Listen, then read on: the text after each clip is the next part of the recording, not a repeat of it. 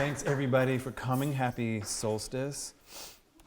I accidentally cursed at the sun this morning when it woke me up at like 4:45, and so that might have been bad luck, so I'm crossing my fingers everything goes smoothly here.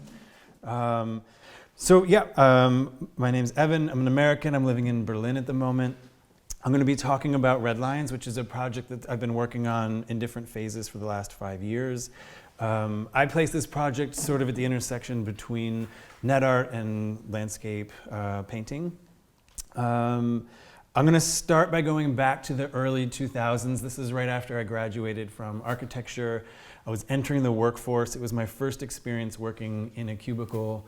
And of all the bad things that happened during those experiences, the one good thing that stayed with me is the office was wired with a T1 line, which at the time was a very fast internet connection. And this was at the time online when peer-to-peer networks were really at their peak. And so I really treated that job as if my full-time job description was downloading MP3s. And spent a lot of time on Napster, a lot of time on LimeWire. And this was, to me, this was really empowering, really exciting time. The web felt like something I wanted to be a part of, and it was because of that experience that I ended up sort of stepping away from the architecture path and like really dedicating myself to making artwork on the internet. So I went to graduate school at Parsons in New York, and then after graduating, I went to a nonprofit space in New York called I-Beam, and I had a 2-year fellowship there. And part of that fellowship, the majority of it was on this project called Graffiti Research Lab, which was a collective. And our mission statement was that we were going to make open source tools for public communication. So the idea was that we were going to use these new technologies that were getting cheaper and cheaper and try to make systems that were aimed for graffiti writers, for activists and street artists to do things in the city at a big scale. So this one was called Laser Tag. And then through the course of working on that project, we'd realized that the kind of software and hardware hacking wasn't actually the interesting part of that project. The interesting part was more the social hacking and the media hacking that was going on. And so we shut down that project and then co-founded this other collective called the FAT Lab, which stands for Free Art and Technology Lab. And it was similar to GRL in that it was experimenting with kind of the intersection of activism and what we called contagious media at the time, but now we'd call viral media. But we were really focusing on this idea of the social hack. So this is like an example of a group project we did where there's no technology going on here. It's just a car we rented, put a big Google sticker on the side, got a roof rack, and then everything above the roof rack is just cardboard and duct tape. So it's really just to make ourselves look as if we're the Google Street View car. And as a collective and even individually, we were interested in these empowerment experiences. We were staging like a carjacking here, which happens in America. And this was like a concerned citizen who like jumped in to save the Google car, you know? So if you're talking about empowerment, like try driving around the Google Street View car. You can do whatever you want. So you know where that one was going. So at the same time I was doing that collective work, I also had a solo practice going on. A lot of my solo practice had to do with kind of the personal and cultural effects of communication technologies. This was a piece called Level Cleared, where I played the very popular mobile game Angry Birds. It was super popular at the time, with ink on my fingers and tracing paper over the phone. And I played the game from start to finish, and so the installation would look like this. And so it was kind of about visualizing changes in our perceptions of time, changes in gestures that were coming along with having these screens always connected to us. That's one example of a solo piece. Another one was from a series I've been doing since 2014 called Internet Cache Self-Portraits. This is from a more recent installation called Since You Were Born, which is actually coming down in a week from now. And this one is every image that went through my browser on my laptop from the moment my daughter was born until the space was full, which ended up being about 4.5 months. And so as time is going along, and I'm doing these collective projects, I'm doing this kind of activism-driven work, I'm doing these solo projects, the web is changing, and the change I describe as this triangle of disappointment of the internet, which has a lot to do with the centralization of the web. It went down from all those diverse peer-to-peer networks and kind of like weird, quirky home pages to the servers of a few giant companies. the internet was turning into serious business. It was getting monetized. And then, of course, like the NSA GCHQ spy scandal happened, and that didn't feel very good.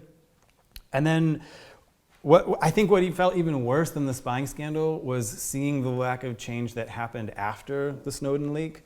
Like, all these companies are just continuing to sort of have questionable practices, increase in profits, and like me too. Like, I use Google Maps to get over here today. I'm presenting from an Apple computer right now. And I think part of the reason for all that like goes back to this really old conversation that the free software movement has been happening since the beginning of this sort of debate between freedom and convenience, and like how much convenience are we willing to trade for sort of one-click solutions to technical problems. And I was starting to feel like maybe this wasn't a battle anymore or a debate, but it was really more like a slaughter.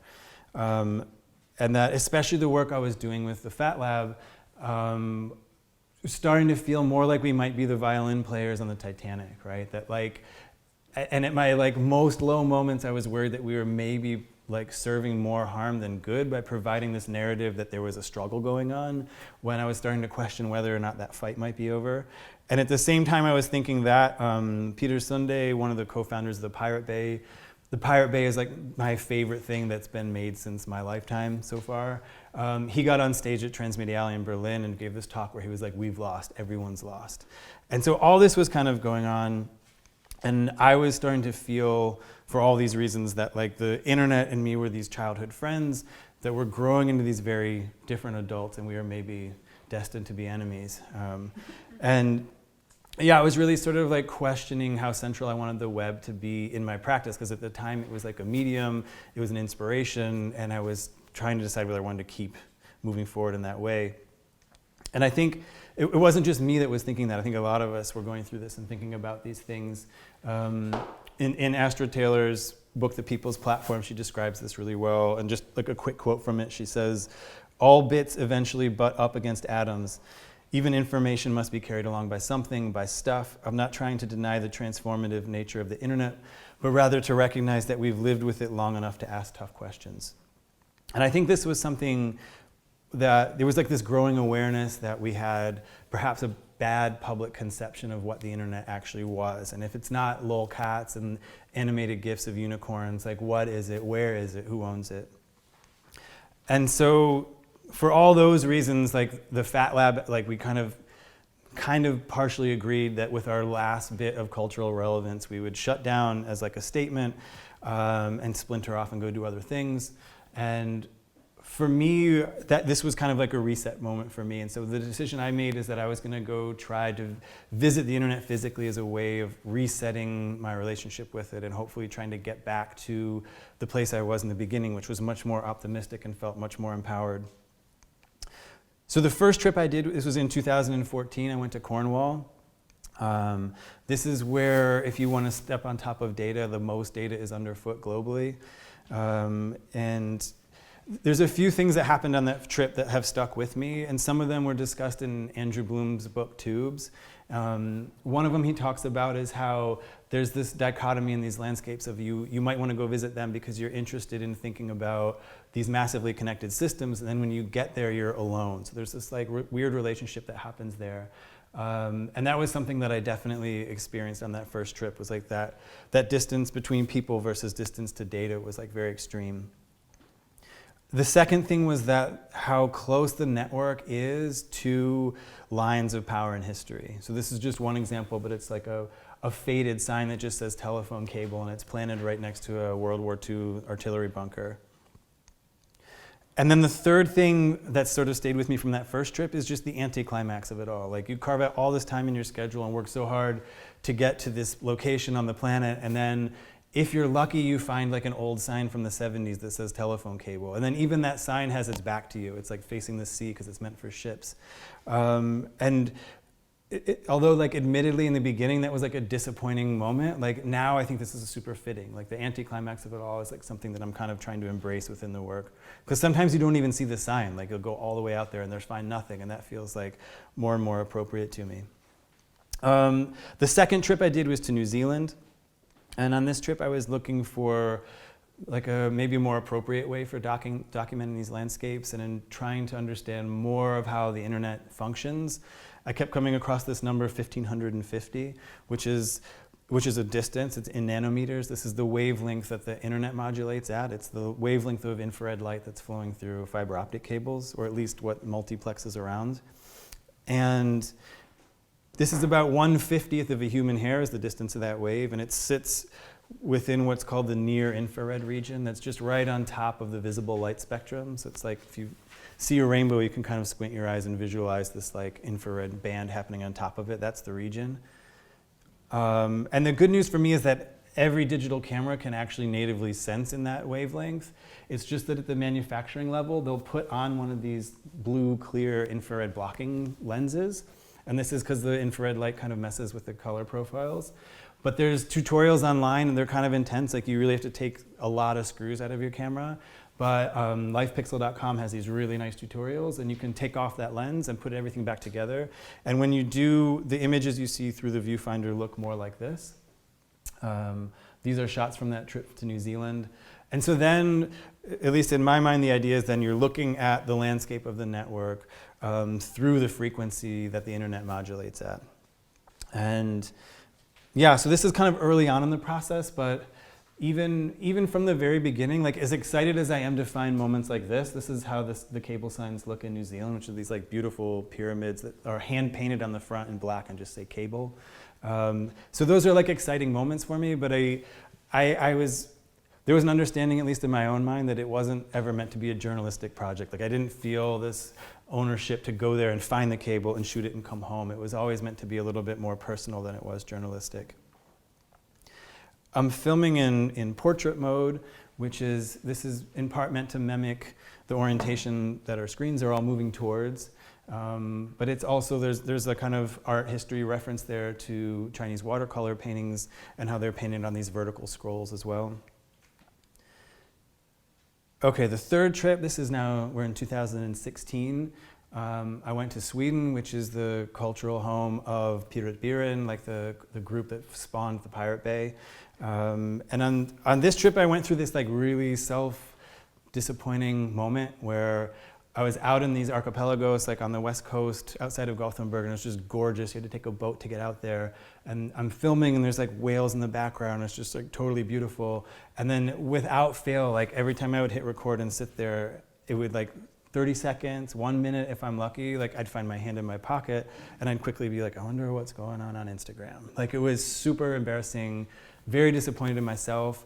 And I went through this moment with that where I kind of was realizing, okay, well, that's kind of where the project lies. Like, that relationship between nature and the internet, between slow and fast, that kind of pull between boredom and entertainment, like those things I was feeling while I was filming were things I was wrestling with, and now they're part of the piece, and now the viewer has to wrestle with them. And we'll wrestle with them in a minute. This is just an example of what it looks, the setup for when I'm filming. This was I went back to Cornwall and filmed last year.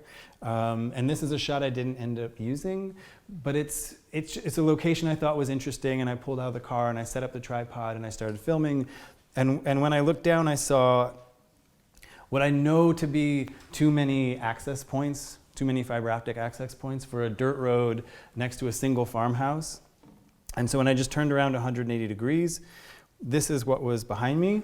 And so it's a farmhouse with trees that are like conveniently the right height to hide the fact that there's no windows here. And kind of when you went around the fence area here and peeked through the bushes, you can see that after going through all that trouble to hide in plain sight, then they leave the fiber optic spool on the front porch, like the pickup truck on cinder blocks. And so this is another moment too, where I was like super excited to find this, and I was just like beside myself, with this moment where I'm like, it's here. But it's also not the shot I'm interested in for the project. Like, to tell stories about, I really like this moment, but then for me, the more interesting perspective is actually the one that has the cable to my back, where the cable is kind of like indirectly implied through the way that these access points line up with this public footpath, and how that physical line of infrared that's buried underground overlaps with this as a boundary, as a property boundary between these two properties. And so then you have these lines where it's not just infrared anymore, it's also a line of property, which is then, of course, connected to history and power structure. So that's kind of where I saw the project going. There's also an audio component to the work. I'll play just a second of what that sounds like.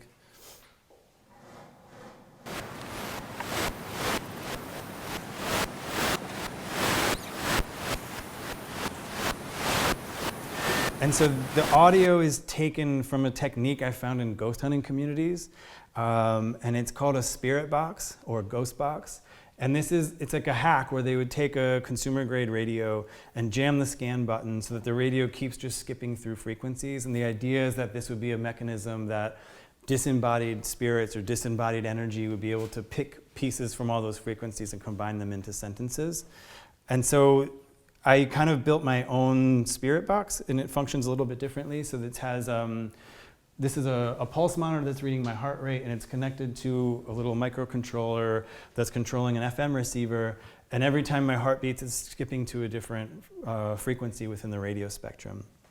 And so the audio that I was recording on location and that end up in the background of these pieces, it's a mix of like the ambient sounds that you could hear with your ears, and then these like sort of pieces of this invisible spectrum that's with us right now, right? It's like there's pieces of the landscape that we can't see just because our eyes aren't sort of calibrated to see them, and they're in the room with us right now at different lengths, from radio to Wi-Fi to 3G.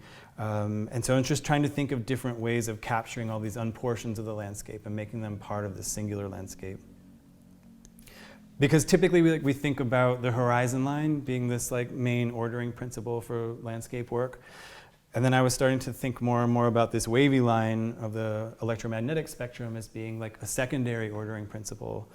And then thinking about how to combine those two things into creating these singular artistic gestures surrounding landscape that are incorporating both of these two lines. So the medium of these pieces as individual works I consider to be network-located videos, meaning that they're videos that are online, but their physical location within the network is sort of important to the medium. It's a part of the medium. I'll just open a piece. This is from South Africa. And so I'm opening this piece in a browser, and this video is now hosted on a server somewhere in Cape Town.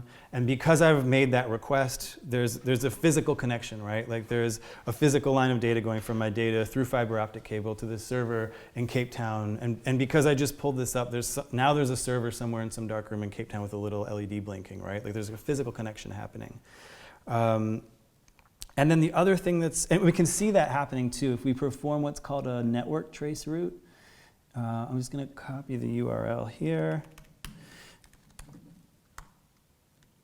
If I paste, this is just there's a lot of programs that'll do this. Trace routes basically mapping how the packets of data are moving through the network. And this is like a visual version rather than a command line version. But if I enter in that URL, you can see how it's made a few bounces within the UK, it looks like, before heading on this journey down here to South Africa.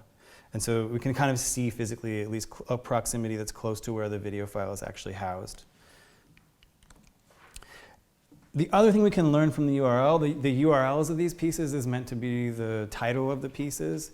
And they're also meant to kind of embody this like dual idea. So it's an address both within the network as a URL, meaning we can put it into a browser and we can go there.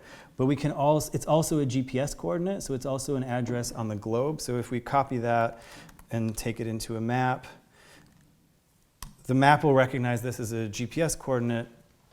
And this becomes now like another way of sort of experiencing landscape through the web.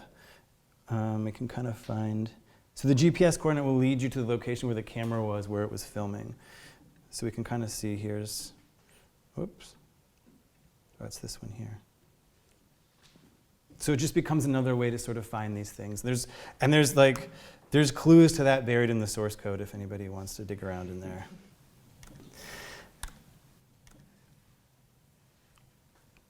So even though I've been talking about it kind of as film or video, I really see it more as like a net art project and fitting more within this sort of classic description of net art. Like this is a This diagram is one that I know a lot of people have probably already seen before, but I think it's one that I find still pretty relevant. And the only thing I'm trying to add to this conversation from maybe like a 2019 standpoint is that going back to that Astra Taylor quote, like we've lived with the internet long enough to know that these two computers are not floating in a void, right? We know that these computers are, they're owned, they're on private property, they're contained within country borders. And so part of Redlines for me is about removing like one level of abstraction from this diagram and understanding that the internet is something that we can map onto the globe and we can go see. Okay, I'm gonna play 3 minutes of a piece. This is a new piece that I filmed in Mumbai. It launched with the show at the Usher Gallery that launched a couple weeks ago. I'm gonna warn you, as Arden Reed said, that this project, it flirts with boredom.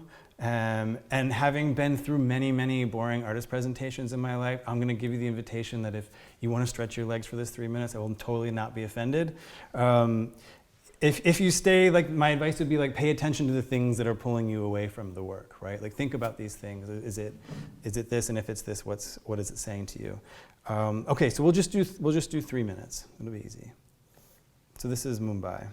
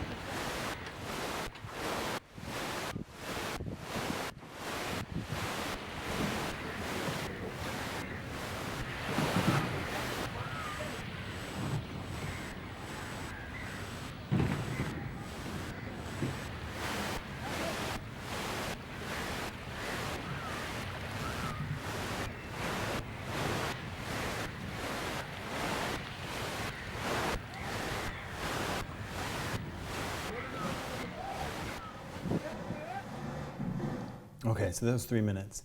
So it's not as if nothing's happening, right? Like you can see changes in the wind, you can see changes in the water, bits and pieces of things floating by. People make appearances at one point, birds make appearances, insects are there. So it's not like nothing is happening, but it's definitely happening at the speed of nature rather than at the speed of the internet, which in the face of the internet can feel kind of extreme in its slowness. Usually these are 18 minutes long, like most of the pieces are 18 minutes long.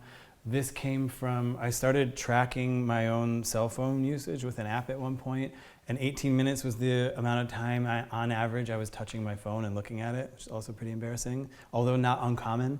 A secondary connection to the 18 minutes is if anybody knows the TED Speaker series, they have this 18-minute rule where their idea is that like anything from entire human civilization should be able to be explained within 18 minutes, which is the amount of time people spend at a water cooler at work, which is something I'm critical of, but that's a secondary thing. So as I was working on this Red Lines project, like I really started falling in love with landscape painting in a way that I hadn't before. This is George Inness, an American painter from 1875. This is a more contemporary example, Etel Adnan, whose work I just love. This is from her 2016 show, The Way to the World. And I was like kind of feeling like I might be getting obsessed with landscape. I was starting to see it show up in a lot of the pieces that for me were really foundational and that had a big role in making me want to make net art and go into making art in the first place. So this is, I'm seeing landscape when I look at Corey Archangel's work, or this is Vuk Kosick, Jody, Oli Elena. This is Jan Robert Lecht. And so I just started seeing this kind of reoccur in a way that I hadn't noticed before. I want to show one of these pieces. This is Oli Elena Summer. Has anybody seen this one? It's like probably one of my, maybe my favorite net art piece. And so it's, this relatively simple gesture, this portrait, the artist swinging from the URL bar. And if you haven't seen it before, like the URL is a very important part of the piece. So you can see that as this animation is playing, it's jumping from different servers to different servers. And so each one of these frames is hosted on another server, and that kind of makes this simple animation loop happen. And if you look really closely, you'll see my name pop up. I'm a very proud frame host, as is Danya Vasilev. I think I said his name wrong. But he and his wife, Sarah Grant, were the main developers for Red Lines. So they're also hosts on here. So there's this like nice connection to summer.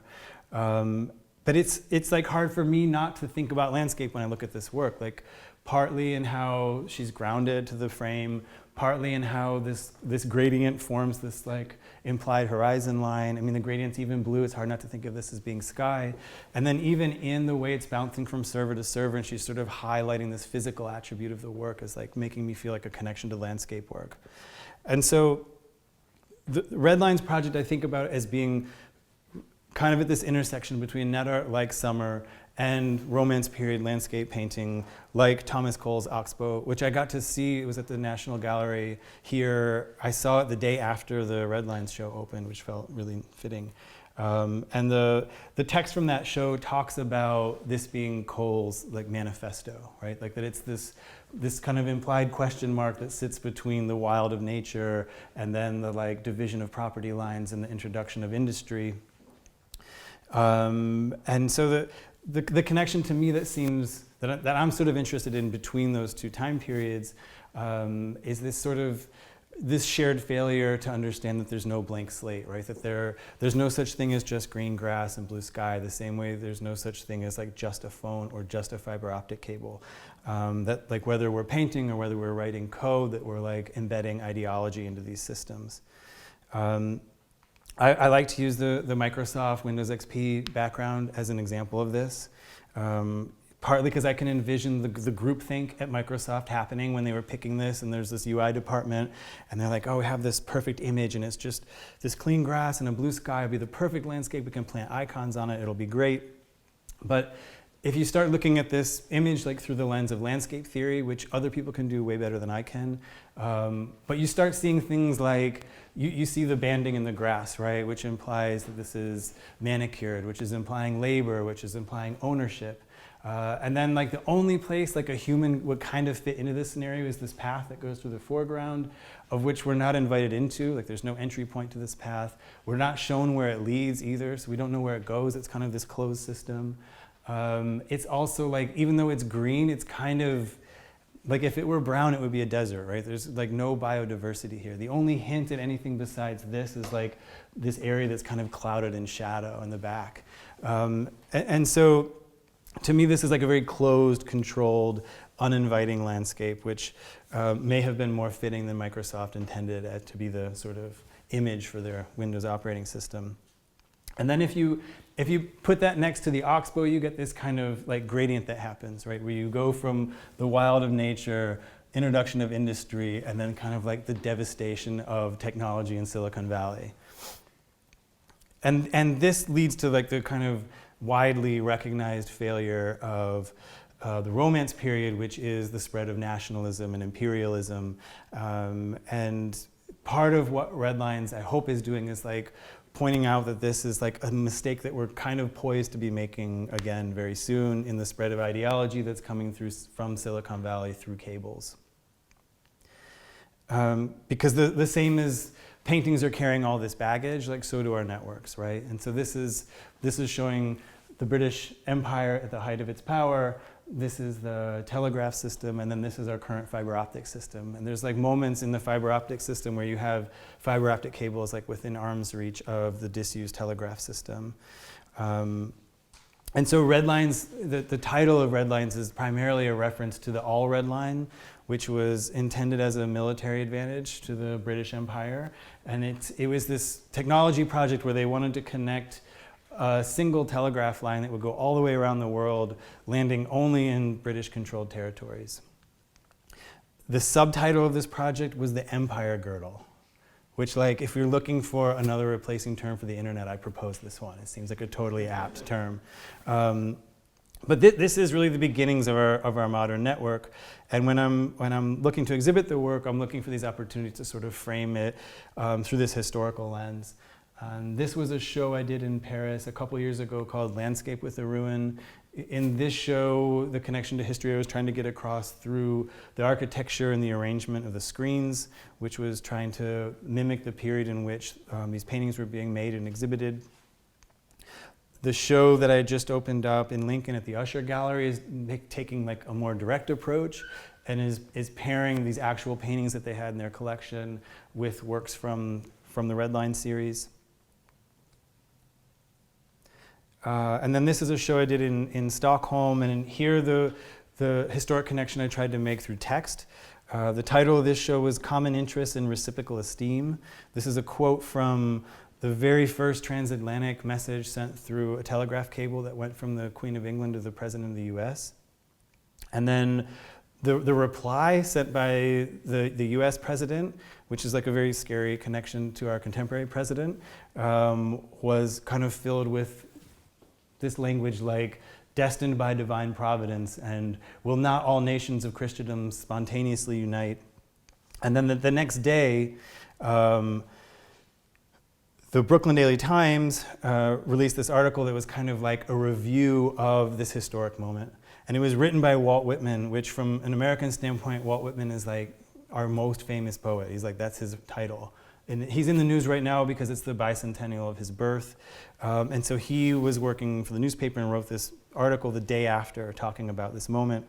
And I'll just read this one paragraph. So he wrote, "Over the mighty Atlantic, Saxon extends the hand of amity to Saxon, the two branches of the all-conquering race that is always progressing and extending its power and influence, whether in the icy Arctic and Antarctic or in the tropical heats of India, which is the foremost race of all the earth, which is the first in war, first in peace, first in all the beautifying and civilizing arts, which holds the destinies of earth in its control." I mean, it goes on, right?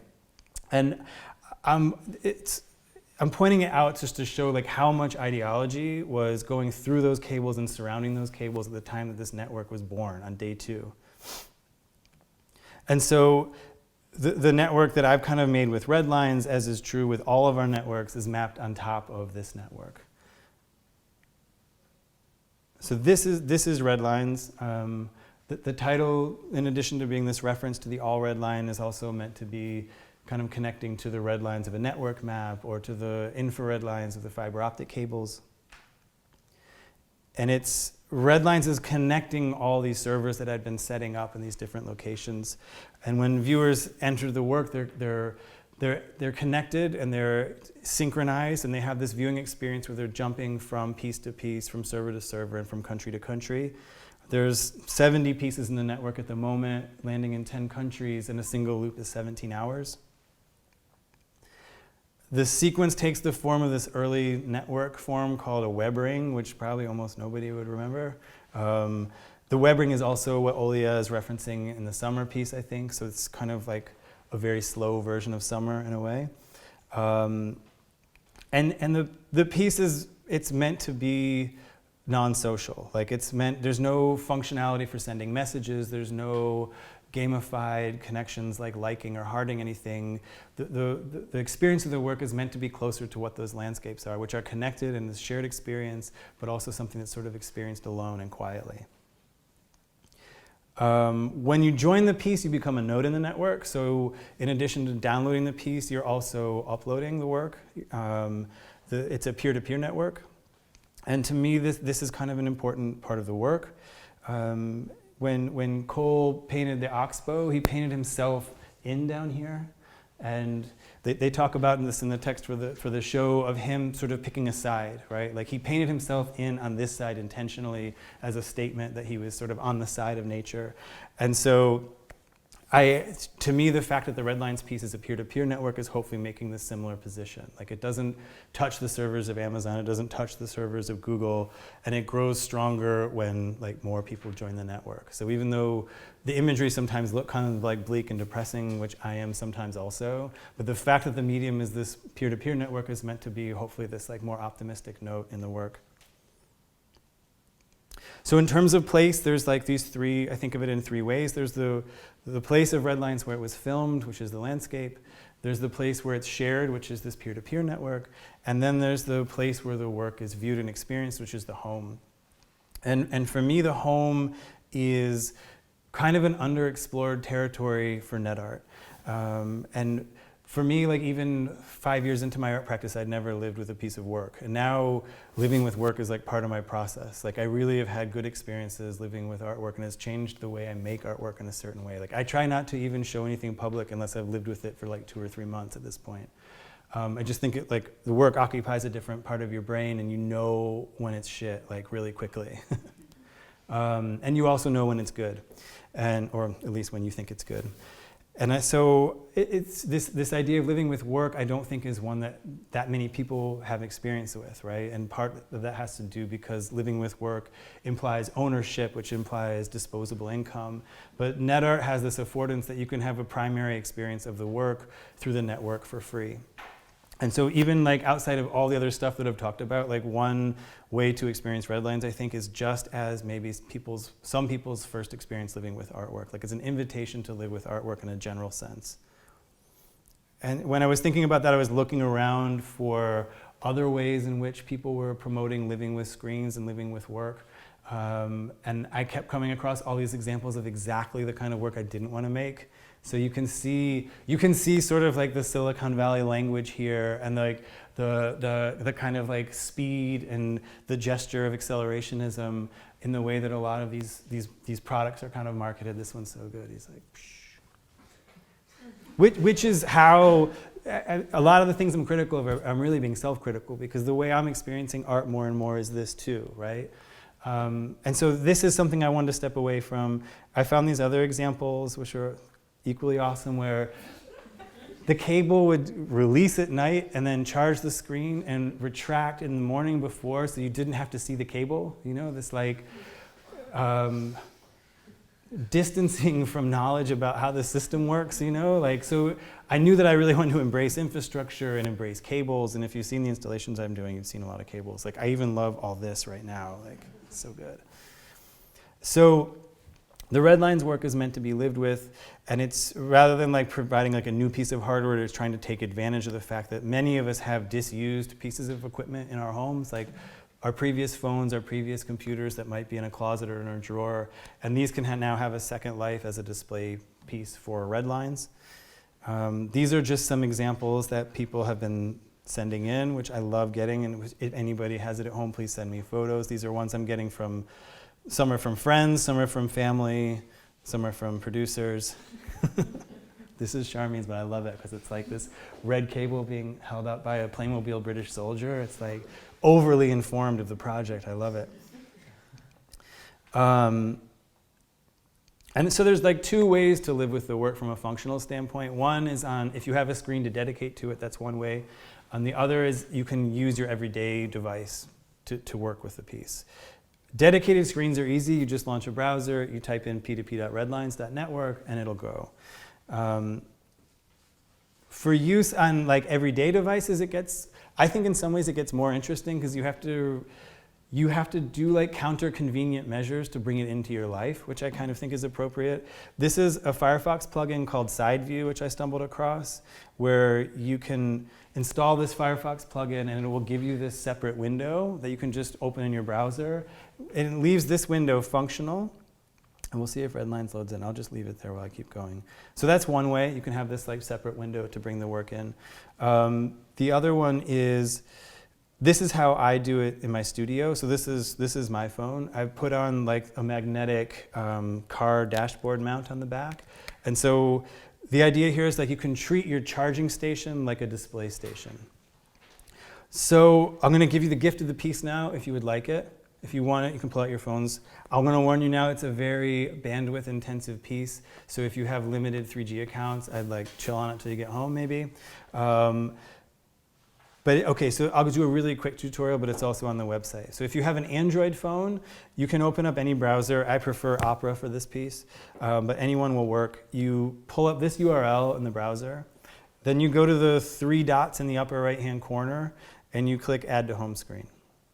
If you're on an iPhone, you have to open it in Safari. Then you open this URL in Safari. And then there's like a little box with an up arrow at the bottom. You click that and you say Add to Home Screen. And when you do that, you should end up with a nice little new icon on your phone, which is the piece. And then you're invited to take that to your home, run it, learn to make your own habits with the piece if you'd like. Join the network, become a node. And when you do, you'll see, if you go to the project page, which is here, just without the P2P, you'll see your dot show up as a node in the network now, and you'll have your own like red line connecting you to the network. So I'm just about done. I'm going to end by going back to that last post that I made on the Fat Lab page. So this was my last blog post on the Fat Lab page. This is the moment when I deviated down this Redlines path, kind of. And I don't really remember what I was thinking when I picked this animated GIF, but like in hindsight, I feel like it is really apt. So I think when Fat Lab was at its best, it was like keeping up with or slightly outpacing at moments the conversations that were happening with culture and technology. And when we would have that moment, we were trying to steer it towards things that we cared about and thought were important. But in doing so, we were getting caught up in this cycle of speed and sort of mimicking this accelerationism that we were also very critical of. And I'm definitely including myself in that critique. And I also kind of extend it to a lot of us that are making work with computers in the arts right now, that there is this like keep pace mentality that I feel anyway, of like what's next, is it AR, is it machine learning, is it Bitcoin, what are the trendy headlines in The Guardian, and then like mix that up in a pot and then quickly publish it before anybody else does. And I think that like from a Marshall McLuhan-esque standpoint, like the medium of the work is feeling kind of like accelerationism itself at some points. And I don't think it's not my intention, it wasn't my intention, but it's hard not to feel trapped inside the innovation cycle sometimes, right? Because there's no exit ramp in the innovation cycle. It's always just more entrepreneurship and leadership. And so looking back on this GIF, it feels like this was kind of that exit ramp I was looking for. And I think what I was looking to do is sort of to step away from that and experiment with like the exact opposite of what we were doing at the Fat Lab at the time. Not that I think the Fat Lab was this failed experience, but it was just this moment where I was looking for something else. And so instead of speed and humor and collaboration and like massive audiences and publishing what we thought were solutions, this work was meant to be like slow, sincere, about person-to-person reactions and like struggling with these questions that I didn't know the answers to. And some of this thinking is like connected to a book that I recently finished by Arden Reed called Slow Art. And he has a moment in this book that to me feels really empowering, which is connecting speed and slowness as not oppositional, but relational. And to me, this felt like good news because it meant that for me, if I'm feeling really pushed down this accelerationist path, it actually means that I'm kind of in a good position to be experimenting with the opposite. And so that book led me to look back to like the slow food movement, of which the title is kind of like, I think, borrowing the name from. And I stumbled across the Slow Food Manifesto, which I'd never read before, but it's interesting for me reading this through the lens of the things that I've been talking about today. So I'll just read the first sentence of the Slow Food Manifesto. So it says, born and nurtured under the sign of industrialization, this century first invented the machine and then modeled its lifestyle after it. Speed became our shackles.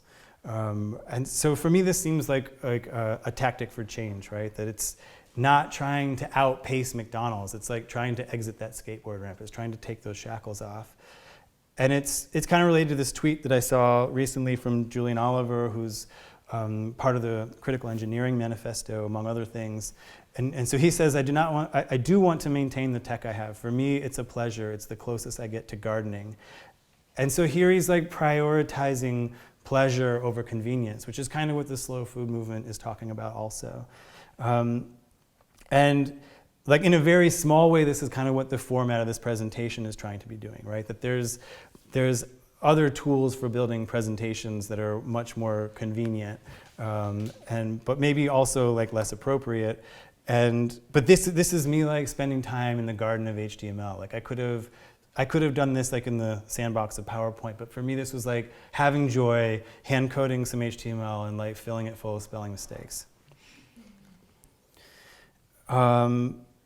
So my concern is that the battle of convenience, like if we keep fighting it on its own terms, we're destined to lose. And the scariest tech to me is not AI and facial recognition and targeted advertising at the moment. Like the tech coming out of Netflix to me is like the real next level scary shit. Like 0-click convenience tactics. Like they're just gonna continue to dunk on us if we keep playing that game, right? In my opinion. But the ground to be made up, like the good news to me is that we can step out of that lane. Like we don't have to try to guard against that dunk. And while I'm not trying to suggest any of this as solutions, but to me, Redlines is trying to explore ways in which the mechanics of convenience can be manipulated to embrace these alternative, slower narratives. That's where I'm gonna leave it. I'll say quick thank yous to the Photographers Gallery for hosting, all of you for joining. Big thanks to Artangel, without which this project would not have happened. They were like, produced the project. Charmian, who we'll talk to in a minute, was like along for the entire ride and played a huge role in it. Monica was with me in the studio for portions of it, which is awesome to see you here. Also thanks to Creative Capital, who supported the project in a big way.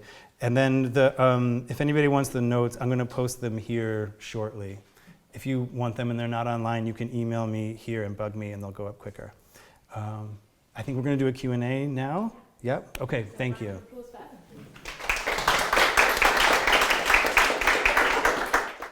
Okay, I'm just gonna ask Evan a couple of questions and then I think we'll hand over to you if you've got questions about his work, not just Redlines, but other parts of his practice he's brought up.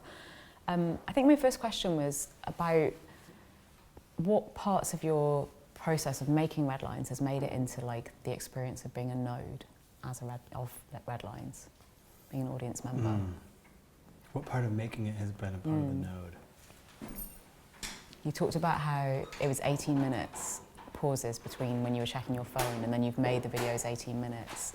And then when you asked us to watch 3 minutes of Redlines, you asked us to think about what was pulling us away from it. I mean, part of what I'm thinking about it is a conversation we've had before, because we differ on whether the everyday device is the primary device or the solo, like dedicated screen is the one. Yeah. And I kind of like it on my everyday phone because you also get like imagine this, but then at the top, like ding, and then it's like Instagram notifications, ding, messages like happening right on top of the work. And I kind of like those moments because they did feel like what it was like making it. Because that's happening. Like I'm sitting there behind the camera and I'm trying to be still. And I mean, I probably had the audio turned off, but that's what's kind of happening in my brain is like, okay, I'm bored or I'm depressed. I need a little ping of dopamine from the internet, you know? And to me, like, that's why in my studio, I really like having it. I have it on dedicated screens too, but the experience like on my phone feels I don't know, appropriate in a way for me. But that's kind of part of the work too, is that people can install it in different ways and build it into their own habits in different ways. I mean, for a long time I had it mounted over my sink where I wash the dishes, which was like a totally different experience of the work, but it was great. I just like wash dishes and like look at the horizon line. You also talked about, you showed that slide of the fox and the dog, and talked about how your relationship with the internet changed. Do you expect our relationships with the internet to change as a process of living with red lines? No. Oh. Art doesn't have that kind of power. Really? Does it? Why are we all here? No, I think even the conversation around it, even if people, I know that probably like maybe one person in this room will probably go home and live with it for a period of time more than like a day or two. And that, we talked about this in the beginning too, and Artangel was actually super supportive of this idea that we can embrace this as a very small thing, like it can be a very small group of people. And so that was a shift from my thinking in the past of like projects that had an angle towards change needing to be these like massively driven systems to reach as many eyeballs. And this, what I said was like really true, is like this really was an experiment in the opposite of that.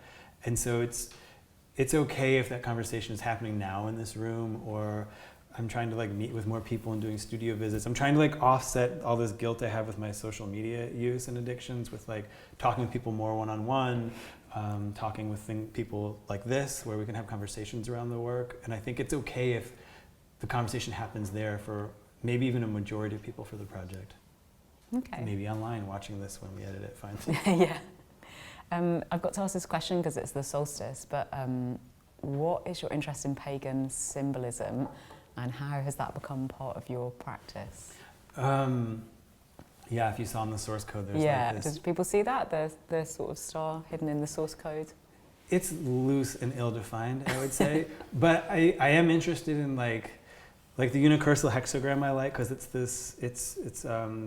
hexagrams are a common network map, especially for peer-to-peer networks. Like even in that slide where I had the globe and the network and the home, like that hexagram is like a commonly referred to one for peer-to-peer networks.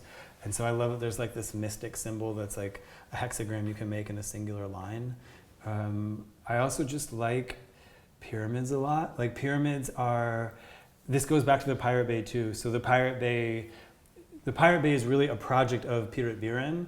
And they had this kind of ethos called Copy Me, like KOPMI, which is that the natural state of data is that it wants to be copied, and like anything that gets between copying and pasting a file is like a violation of nature. I might be overstating it, but that's how I view it. And they have, it might still be up. If you go to the Pirate Bay, depending on, now it's on all these different servers, but there's, a lot of times there's a little pyramid at the bottom of the page, and that is meant to represent this idea of copy me. And so I like that there's these like mystic symbols that people are using to talk about things that are like more loosely defined than something like Creative Commons, which is like a legal construct. Like copy me wasn't a legal construct. It was just like an approach towards data that felt, I don't know, shareable and interesting. And like, I mean, the Pirate Bay, they would talk about this too. They would talk about like fire being a technology they liked, because you would light this thing and people would congregate around it, and people would have these one-to-one interactions. It would be this like person-to-person, peer-to-peer connection. And so some of those imagery I like are connected to that kind of thinking, which I don't see quite as much online anymore. Okay.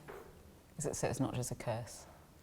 Just curses are good too. But I've yeah, been working, I learned how to do curses because I had another project idea where I taught myself how to do sigil curses, because like I felt so disempowered with fighting Google that I felt like the only thing I could do is maybe curse it. And so then I had this idea to like, because Google, especially with the like more popular work I was doing in the past, like we would get invited by the likes of Google to come do stuff sometimes. And I had this idea where if I could get a tour of their servers, and then part of casting a sigil curse is like you have to write this thing and then you have to code it in a way where your future self won't know what it means. And then part of it is like wadding it up and throwing it away. And so I had this idea that I would make all these curses for Google and then get a server tour and stick them in the server. And it would be like, maybe that would work. I haven't done it yet. That's one way of fighting accelerationism. Okay, one last question from me and I'll pass it over to the group. You talked a bit about living with art and how net art makes that possible for a great deal of people who wouldn't be able to live with any work of art. If money were no object, which work of art would you live with? Oh my God. That's a heavy one. Is it? I mean, I haven't let my brain go to that place. Okay. Like, Well, maybe we'll answer that one after maybe over drinks. I can say that, like, without going there, because that would be difficult for me to. I'll think about that. Okay, one. think about But that I have one. been living with other net art projects. Okay, like so I've been maybe making tell us about trades one. with net artists, and like I made a trade with Olia, which I have a piece of Olia in my collection, which is like Cool. I'm super proud about, and I've lived with that piece. And I don't know if a lot of net art from that period. I mean, I have to talk with the people that made the work, but I don't. It was very much in part of the surf culture, right, where you'd like surf to it and you'd surf away. And I don't know if living with that work is part of the intent, but I can say that I enjoyed it. Like I think sometimes when you make things, you can't control it so much to know how people are going to experience it in 10 or 15 or 20 years. And so I've been experimenting with living with some of those pieces, which I don't think were meant to be lived with, but for me work really well. Like the piece of Olia's I have is this beautiful piece where she just, I don't know if anybody remembers clear.gif. Like in the era before CSS design and you wanted to make a page layout, there would be these like single pixel GIFs that you would have to use, and you'd tell it how wide to do it so you could make a 30 pixel width between two images. And that was like a part of the early web. And she made it what I thought, she said she made it as a slide for a talk. I had to convince her this was like an art piece. But it was just frames, HTML frames around these individual clear GIFs. And so they're clear so you don't see them. But then part of the piece is that as these servers are all going away, those clear GIFs would turn into a broken image signal. And so if like you're thinking about slow art, like even though that is a piece that's meant to be surfed to and away from, like it functions on this really long, like multiple decade timelines. And so far none of them are broken, but like living with it is kind of fun because like at any moment, like one of those GIFs could turn into a broken image, and that would be like bubble. Yeah. Oh, wow. Okay. All right. Let me pass it over to you guys. Has anyone here got a question for Evan about his work at all? No questions. Oh, hey. Can we have a mixtape this Christmas? I made it. Really? Yeah. Just a bit late, wasn't it? Do you have an iPhone? Yeah, and Okay, turn on AirDrop. I do mixtapes like once a year, and it's not part of my art practice, but I'm so happy when people listen to them, and I never get any feedback from it, because they're not like on SoundCloud or something. I still listen to the old ones all the time. Okay, so what I started doing now is I started every year now I release the current mixtape, and then I mix it into all the other ones, and so I can give you one file that's like, I forget how long it is. It's like multiple hours long. Yeah, please. Okay, let me see if I can. I'll as soon as we're done, I'll do it. I think I tweeted it like, if anyone wants the link, I think I tweeted it like. It was just a two couple or three of weeks ago. Yeah. Yeah. It was a bit Or late. if you sign up for my newsletter, that's when you get it first. Oh. It's more, I've got a query, because, okay, so this power of the internet, we can't see it, and you've almost, for me, like you've visualized it, and then those visuals almost become quite symbolic, and it gives it even more power, but for me it's almost like it becomes more benign because you feel that you can see it, and I just wondered that idea of visualizing what you can't see. Is like giving more power to the thing I'm trying to struggle against, or? Well, no, I think afterwards she said it made it more benign because she could see it. So you're taking away its power. In some ways you can see it more, but then in other ways it makes it more benign because you know what you're facing.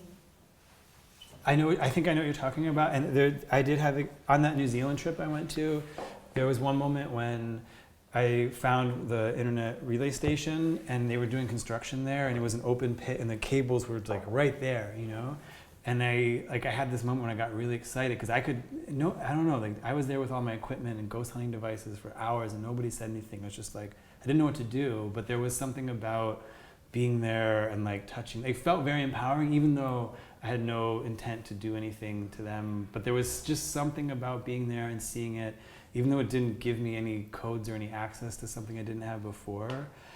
And that maybe isn't, I don't know, it wasn't something that actually increased my agency, but just in terms of how I felt, I don't know, there was something about it that made it meaningful. But the work also, and maybe this is apt for the day too, because it's like the work is also me really waffling between depressive views of the landscape and struggling to find like optimistic paths through them, which I think is when I read is like today you're supposed to be thinking about the struggle between summer and winter. Yeah. So that's part of the work too, is like sometimes I don't know whether it's like me paintless landscapes because it's not, even though it is taking a position and I'm trying to stay on that side of it, like there's days when I wake up and I'm questioning that position too. So if that's part of it for me also. Any last questions? The question is about the peer-to-peer connection. So for you, the peer means who can get access to your work and they can see the red line between them. So there is no conversation really happening from the peer to you or some live interaction. Yeah, like there's no direct connection between the peers in terms of like, yeah, we can't message each other. There's no like, but the peer to me, I mean, in a functional way, it means that you're participating in upload and download, just in a technical sense. Like, and that's using this like open source project called WebTorrent, and which is basically doing all that in the browser. So you wouldn't even maybe be aware that traffic was happening unless you were monitoring it.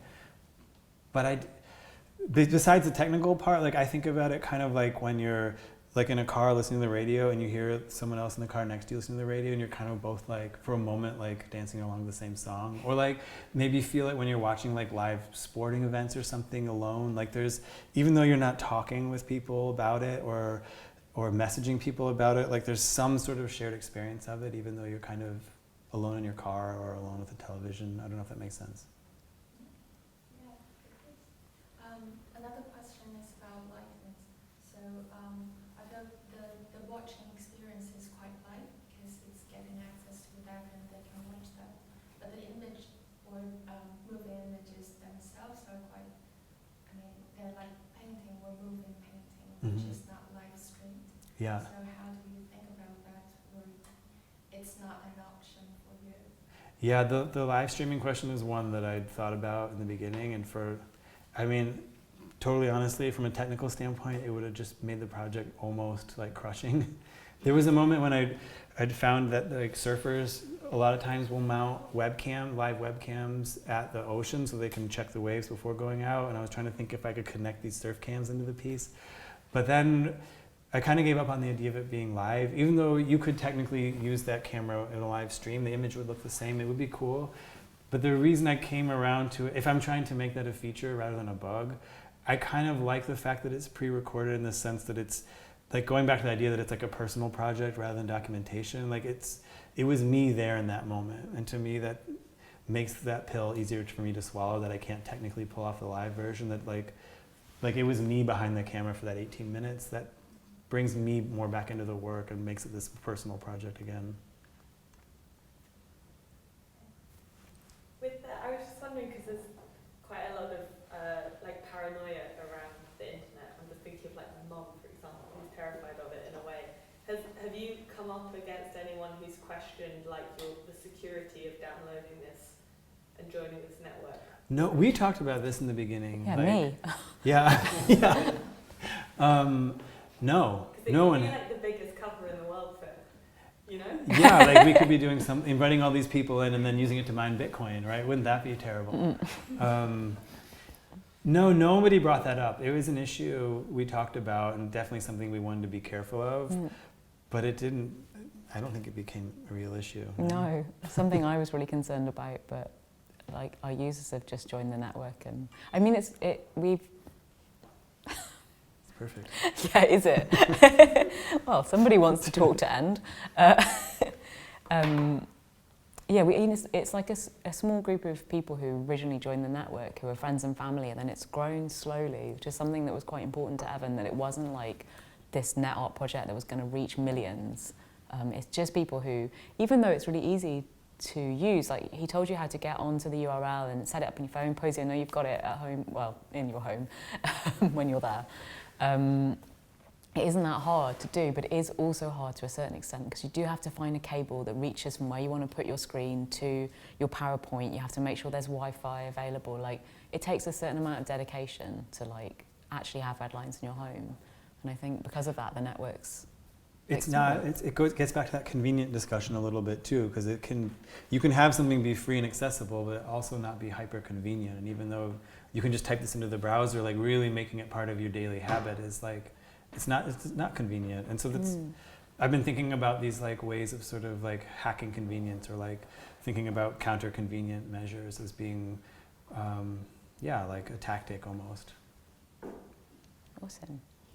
I think we'll probably close things there because we've gone on a bit longer than we meant to. So just again, Evan's already said it, but thank you very much to Natasha, Sam, Joe, Alan, and the Photographers Gallery for having us. And thank you all for coming.